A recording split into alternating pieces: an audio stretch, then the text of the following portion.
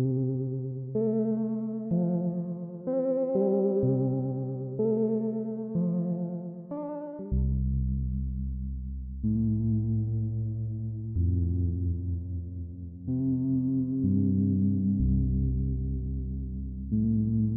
you ever wanted to masturbate to pure nostalgia? Have you ever wanted to relive the classic Zelda good old days? Well, now you can. You can squirky your jerky with Secrets of Grindea. Masturbation is great for you. Of course it is. Just don't masturbate too much or you'll black out. I do it all the time, yes. Where do you think my mayonnaise secret ingredient comes from? Don't forget to try Mr. Higginbottom's motherfucking mayonnaise in stores near you. Secrets of Grindea is an early access Steam game made by Pixel Ferrets. This game is a 4-player co-op RPG inspired by classic Zelda. Wow, that sounds really, really cool. Now, classic Zelda is cool and all, but where Secrets of Grindea gets its real inspiration from is Secrets of Mana. It's a pretty cool cover. There's 2 ways of playing this game. You could play the story mode, which has your adventure, your temples, and your story. And then you have your arcade mode, which is a roguelike. You die, you come back, you die again, you come back. And you just do it over and over and try to see how far you get. And this is all experienced in the ultra detailed high definition of 16-bit graphics. With 16-bit graphics, it's the new exciting one. Comes with Super Mario World for kids who love fun. I don't think this girl loves fun. She has a face like Mario just exposed his big fat-ass Italian sausage to her. Mamma mia, that's one of biggest, spicier meatballs! Like every RPG imaginable, you have to have skills, different abilities that can do different stuff. Their skills are very simple, very to the point. They have a designated mechanic for each skill. That means every skill has a purpose, has a reason to be in the game, and no 2 skills will be alike. Also, every skill animation feels polished, impactful, and spicy. My favorite skill is Time's Throw, because I grow tired of constantly swinging and slashing, swinging enemies, and I just want to throw the damn thing. It's no mystery why I like Titan's Throw, mowing down enemies in one foul swoop. I think it's a nonverbal act of saying, fuck you! But you know what? That's not everybody's cup of tea. But you know what? You can find your cup of tea. Because in Secrets of Grindea, there's all kinds of cups of tea! What the fuck are you saying? You're so goddamn autistic. Each attack skill can be charged up to evolve or upgrade, depending on how many points you put in the skill. With Titan's Throw, the 3rd charge will allow you to retrieve your sword, smacking day ass on the way back. You know what they say, when the abilities be poppin', the booties be droppin'. 2 to the 1, from the 1 to the 3. I like good pussy and I like good trees. Smoke so much weed you wouldn't believe, and I get more ass. Suicide is painless. Suicide changes. Secrets of Grindea has a very defensive combat system.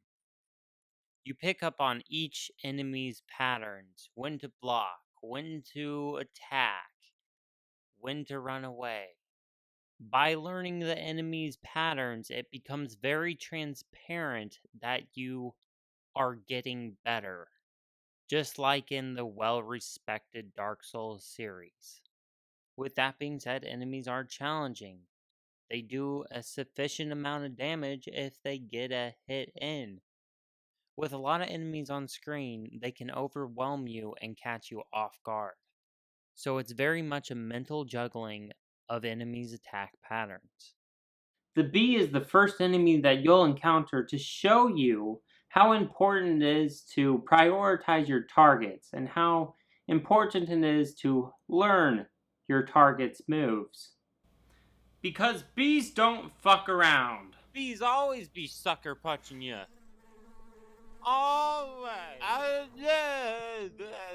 Oh no, the bee! You've taken our homes, our schools, our hospitals. This is all we have. I'm sorry. Please have mercy on my soul, Barry! Stop! Get away from me! It's hard to keep RPG combat balanced and simplistic, but I think the developers did a really good job at cutting the fat out of the RPG aspect of the game. This game doesn't have too many underlining passive skill effects, so you don't have to work out a spreadsheet to have a relevant build.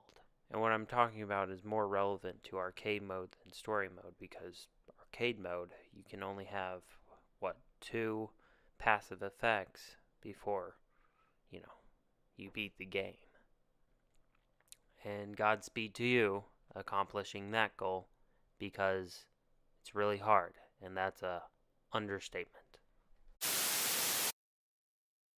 There is a story mode. Yes. Not just any indie story mode, but a full-blown Optimal, poetic, engaging. Okay, maybe I don't care about the narrative of the story, but I do care about its length, its content, and its worthiness to be in the game.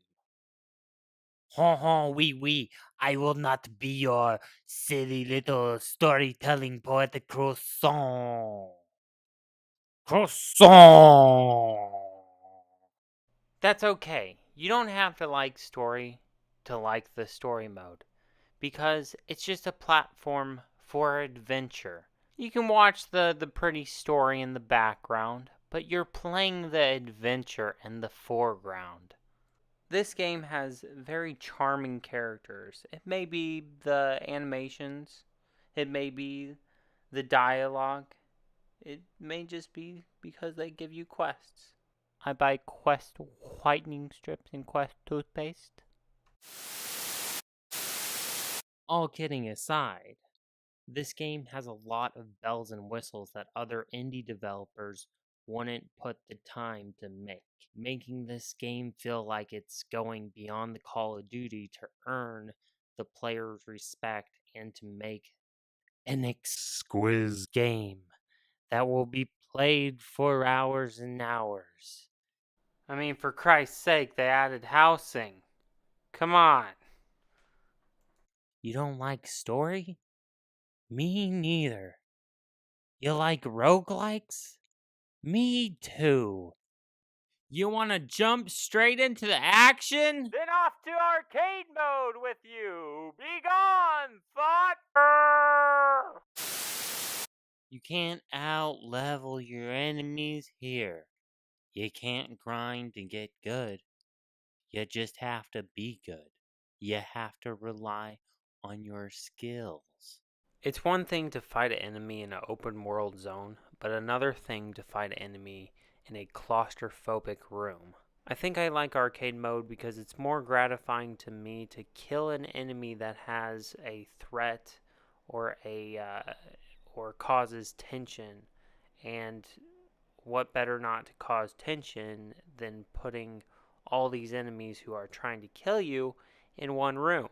In this mode, you have a very small health pool and very few chances to heal up. So you better not get hit, or you're not going to have enough health for boss fights or anything like that. The permanent progression comes in 2 forms: the village building progression and then the perk progression. When you gain your score in the game, it will count down to a village progression, which will build up your village. It's just a little feature that they added in, but it's a nice touch. It'll add houses, it'll add NPCs that will give you quests, it'll even add roads. Oh my god, you have as well, you've got pavement. You lucky shit. I want pavement. You can buy perks or perk slots at this guy who looks like death. My name is Bishop and I resent that. The perks will help you a little bit, but not like a significant amount. In arcade mode, there are rooms not related to combat, but related to puzzles and fishing and whatnot.